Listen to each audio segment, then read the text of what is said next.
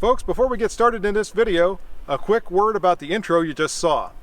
Now, you may recall that several weeks ago I put a video up and asked you to vote on your favorite intro, and I had 5 different versions of a new introduction I was going to use starting in 2020. And the votes are now in and counted, and the one you just saw, which was number 3 in that video I put up several weeks ago, is the one that got the most votes. So thank you all who voted. But one thing I think I'm going to do, all the videos got a significant number of votes. So I think what I'm going to do, instead of just sticking with one video throughout the year, is I'm just going to rotate my way through those ones that I had as selections when I put that up for a vote a couple of weeks ago. Also, several of you mentioned that you really like my original, or the intro that I've been using throughout 2019, so I think I'll rotate that back in from time to time too. So you get a variety of intros when you see my next new video come up here. So with that out of the way, and thanks again to all of you who voted, let's get on with this video. Hi folks, HR Funk here, out on the range with number 28 in my series on law enforcement qualification course challenge videos. Now, if you've not seen any of the other videos in this series, what I'm attempting to do is to fire a law enforcement firearms qualification course from each of the 50 states for the purposes of determining what I think is the best law enforcement firearms qualification course in the country. Now, this series does focus on duty handguns, so you're not going to see any shotguns or rifles in this current series, although I may do a series like that in the future. But these are duty handgun courses, and today's duty handgun course comes to us from the state of Arkansas. Now, at this point, as I said, this is number 28 in this series, so I have 22 videos still to go. And of those 22 states remaining, I have courses from almost every one. There are just a few states that I still need courses for, and I'll put a list of those at the end of this video. And if you're someone who has access to your state's law enforcement firearms qualification courses, and you see your state in that list, and you can get me copies of those courses, I would greatly appreciate it. Contact me in the comments section of this video, and I'll let you know where you can send those materials to. Now, as I mentioned, today's course comes to us from the state of Arkansas. Specifically, this is the course from the Arkansas Commission on Law Enforcement Standards and Training. It is a 50-round course of fire that's divided into 3 different stages, and there are multiple drills that take place at each of those stages. The stages are fired at distances as close as 3 yards from the target and as far away as 15 yards from the target. Typically, Arkansas uses the B-27 target. However, they do allow for the use of the Q target, which is what I have on the target board back here, because it is actually a smaller surface area than the B-27, so it's still acceptable under Arkansas standards. Arkansas has an 80% qualification score, meaning of the 50 rounds that I fire, at least 40 of them are going to have to be inside the proper scoring area of the Q target. And here is today's challenger. This is my Smith & Wesson Shield chambered for the 9mm cartridge. This is one of the original Shield pistols. This is not a 2.0, and I think this is only the 2nd or 3rd compact pistol to appear in one of these videos. Even so, we'll see how my Shield does against the Arkansas handgun qualification course starting in just a minute. And here we go, folks. This Arkansas course begins at a distance of 3 yards from the target, and from here there are multiple drills that are fired. In fact, when you look at the course description, everything that's listed in this top section is fired from that distance of 3 yards. So what I'm going to do, rather than explain all of this and then shoot my way through it, I'm going to explain the first 2 or 3 drills and fire those, then I'll explain the next 2 or 3 and fire those, and so forth and so on until I'm done with this stage. The first exercise begins with the shooter having the firearm secured in the holster. On the signal to fire, the shooter has to draw and attempt to fire the pistol, but the pistol is set up with an empty chamber. This is to simulate forgetting the chamber around before you go on duty or what have you. So on the signal to fire, I have to draw, squeeze the trigger, and when the pistol doesn't fire, I perform an immediate action drill and then fire 2 rounds into the body of the target in a time limit of 9 seconds. I then go to a low ready position, and on a second signal to fire, I fire 2 rounds into the body of the target in a time limit of 4 seconds, and I go back to the low ready position and repeat that drill 1 more time, 2 more shots to the body in a time limit of 4 seconds.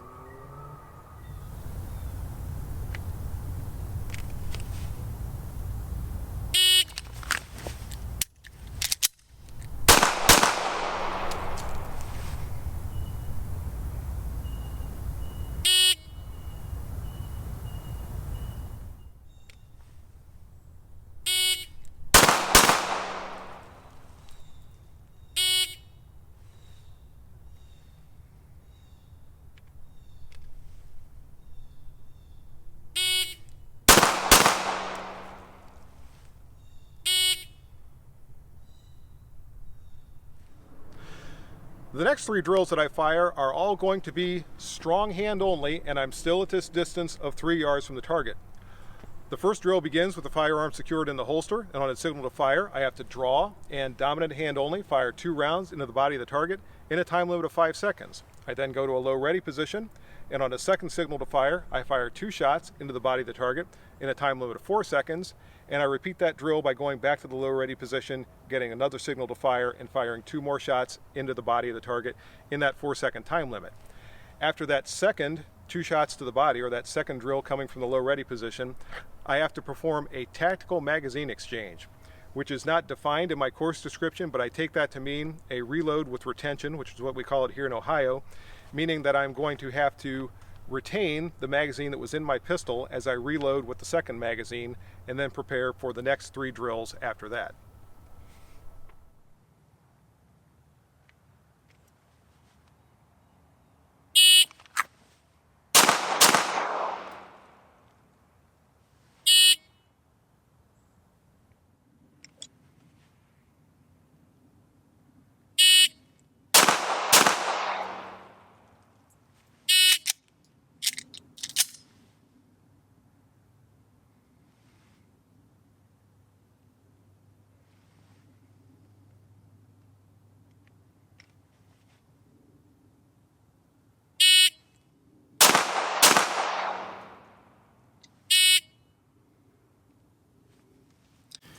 And I had a malfunction with my shield on that first 2-shot string from the low ready position. I've never had a malfunction with this pistol before that I recall, but I had one that time. Fortunately, I was able to clear it and finish out that last 2-shot string.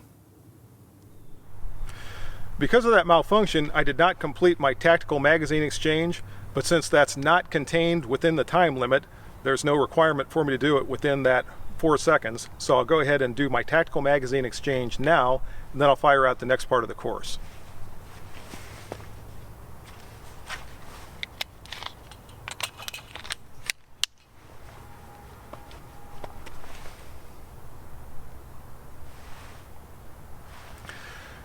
The next stage of the course, or for the next stage of the course, I'm still at 3 yards from the target. This time I again start with the pistol in the holster, and on the signal to fire, I have to draw and transfer it to my non-dominant hand and fire 2 shots into the body of the target in a time limit of 5 seconds. I then go to a low ready position and fire 2 more drills, each of which have a 4-second time limit where I fire 2 shots to the body. It's basically the same thing I just did with my strong hand or my dominant hand, and I'm now doing it with my non-dominant hand.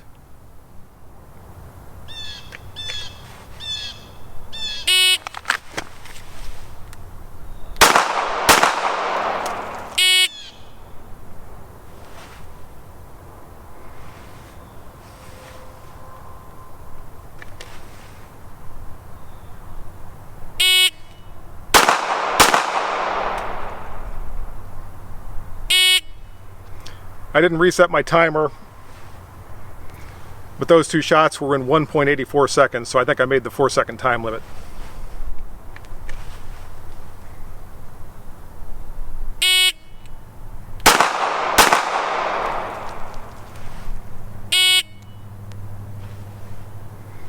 And those were in 2.2 seconds.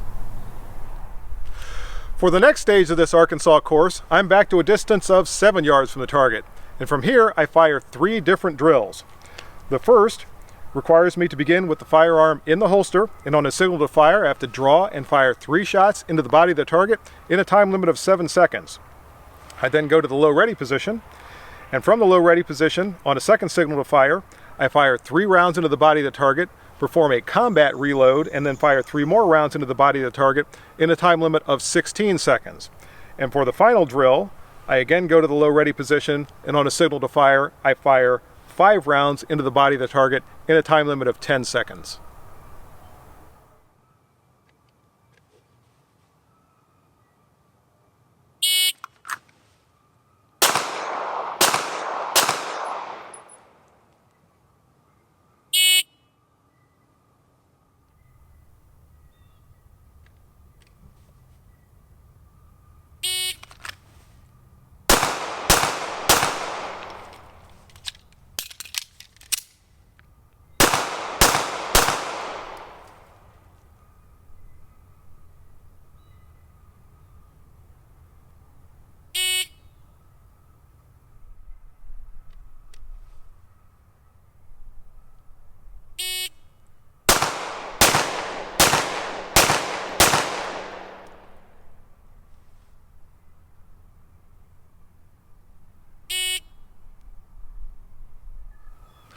The third stage of this Arkansas course takes place at a distance of 15 yards from the target. And from here, once again, I'm firing multiple drills. So once again, I'm also going to break these down into smaller segments so I don't have to try to explain it all at the same time and then you try to remember it as I shoot my way through all of this. To begin with, the firearm is secured in the holster, and on a signal to fire, I have to draw and fire 4 rounds into the body of the target in a time limit of 9 seconds. I then go to a low ready position, and on a second signal to fire, I have to fire 4 more rounds into the body of the target in a time limit of 8 seconds.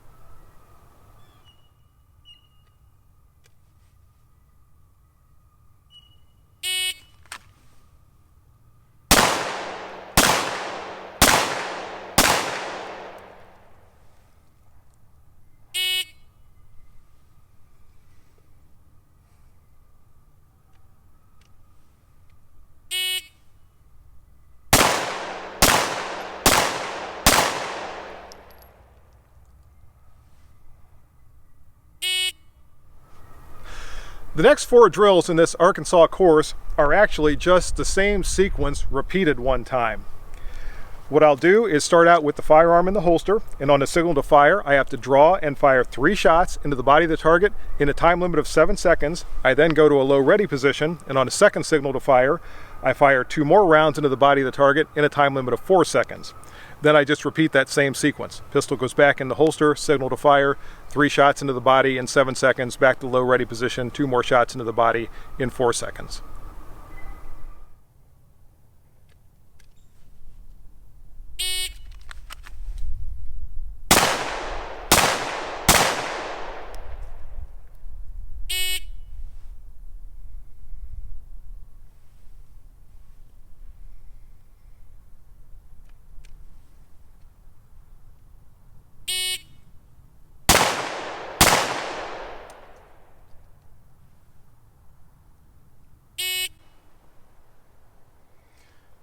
And that 2-shot string was in 2.37 seconds.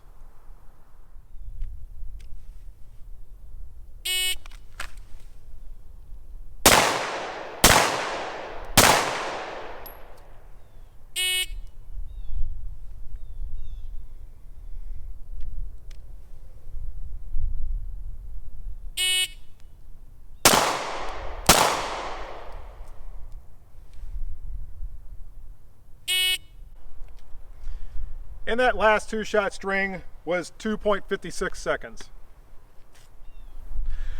And that's the Arkansas course, folks. Of the 50 rounds that I fired during this qualification, all but 1, 2, and that one's out. So all but 3 shots out of the 50 are in this proper scoring area of the target, which gives me a qualification score of 94%.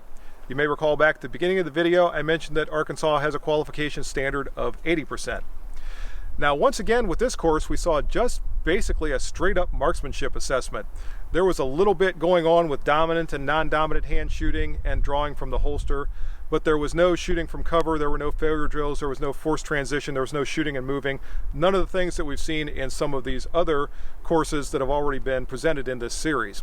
So when I plug the Arkansas course into my evaluation matrix, it's not going to score as high as some of those other courses do. Even so, as a marksmanship assessment, it is enough of a challenge at least that it kept me from firing a perfect score with my Smith & Wesson Shield. Now, had I fired something with a longer sight radius, those shots that are just out from 15 yards may well have been in. That's hard to say. And as I've said before, I don't shoot these courses ahead of time to get a sense for them.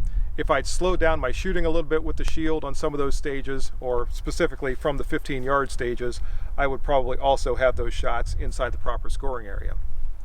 I've mentioned before, I don't shoot these courses ahead of time to get a feel for the time limits or the stages of fire or anything else. When you see them on camera is the first time that I shoot them. So that being the case, it's enough of a challenge at least that it kept me from firing a perfect score my first time out. And here's one last look at our challenger, folks. My Smith & Wesson Shield performed pretty well today.